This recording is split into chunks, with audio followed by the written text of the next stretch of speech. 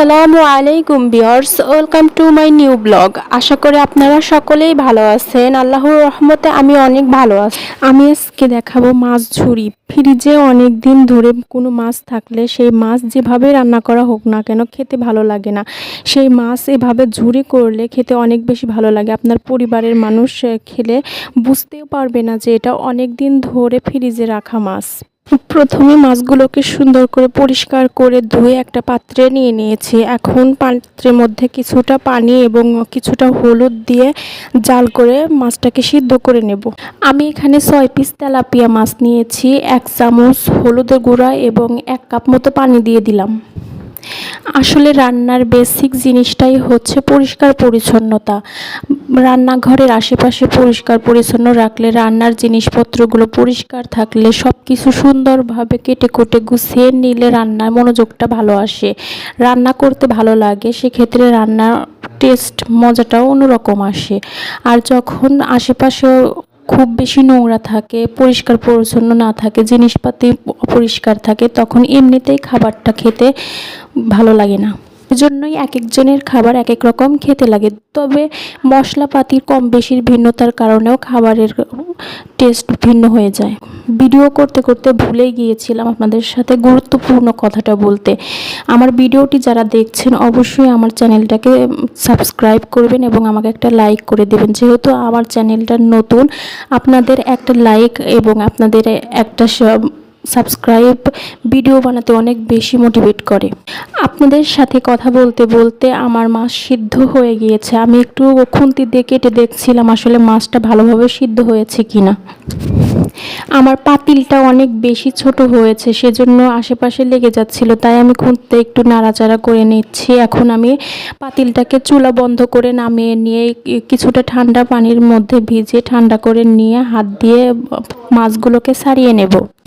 চুলাটা বন্ধ করে দিলাম। এখন একটা ডালাতে ঢেলে ট্যাপের নিচে দিয়ে পানি দিয়ে ঠান্ডা করে নেব।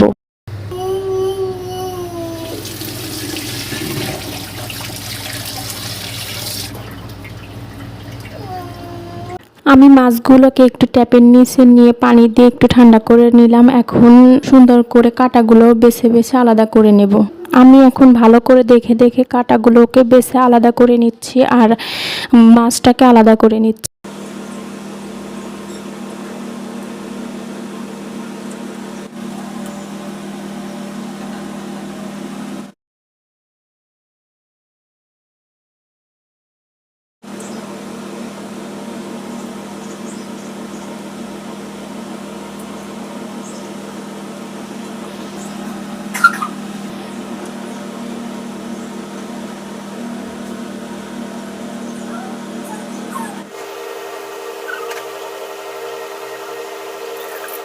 অবশেষে মাছগুলো বাছা হয়ে গেল। মাছের কাটা বাছাটা একটু বিরক্তিকর, তবে এভাবে রান্না করার পরে খেতে অনেক বেশি মজা লাগে।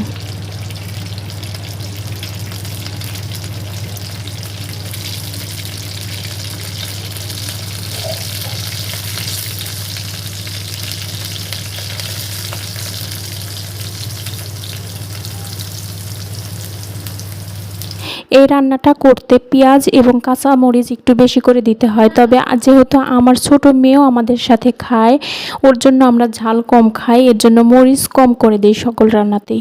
কেউ কিছু মনে করবেন না, আমি স্ট্যান্ডটাকে গ্যাসের চুলার উপরেই রেখেছিলাম, সেজন্য যখন আমি এটাকে নাড়াচাড়া করছিলাম তখন চুলাটা সহ আমার স্ট্যান্ডটাও নড়ে ওঠে, যে জন্য আমার ভিডিওটা একটু কাঁপা কাঁপা হয়েছে। দেখেন এখন স্ট্যান্ডটাকে অন্য পাশে নিয়েছি, যে কারণে হচ্ছে আর চুলাও কাঁপাকাঁপি করছে না আর ভিডিওটাও কাঁপাকাঁপি করছে না। এখন থেকে ভিডিও ঠিকঠাক আসবে।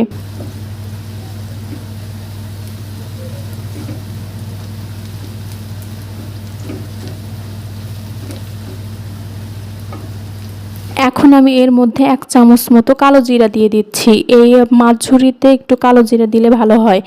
আর একটা কথা বলতে ভুলে গেছি, আমি কিন্তু এর মধ্যে কিছু রসুন কুচিও দিয়েছি, যেটা পেঁয়াজের মধ্যে মিক্স করা ছিল, যার কারণে দেখা যায়নি। মাছ ঝুরির মধ্যে অবশ্যই কিন্তু রসুন কুচি দিতে হবে।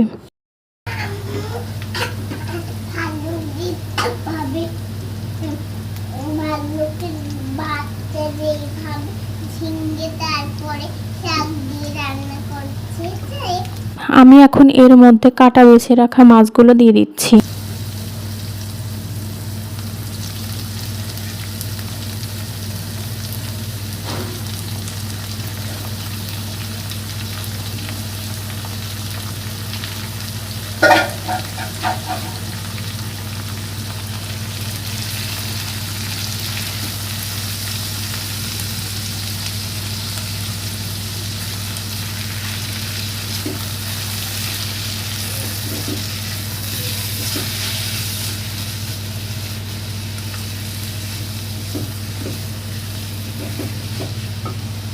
আমি এখন এর মধ্যে লবণ দিয়ে দিচ্ছি।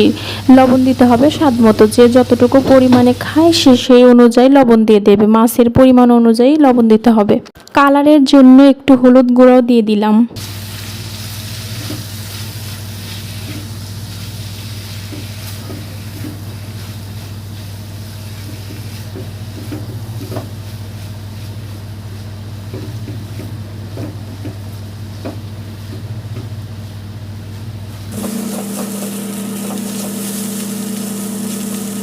এই মাছ ঝুরিটা করার সময় অনবরত নাড়তে হবে, কারণ যদি লেগে যায় তাহলে পুড়ে ধরবে, এবং যদি না নাড়াচাড়া করি তাহলে মচমচে হবে না। সেজন্য মাছ ঝুরি করার সময় অনবরত নাড়তে হবে।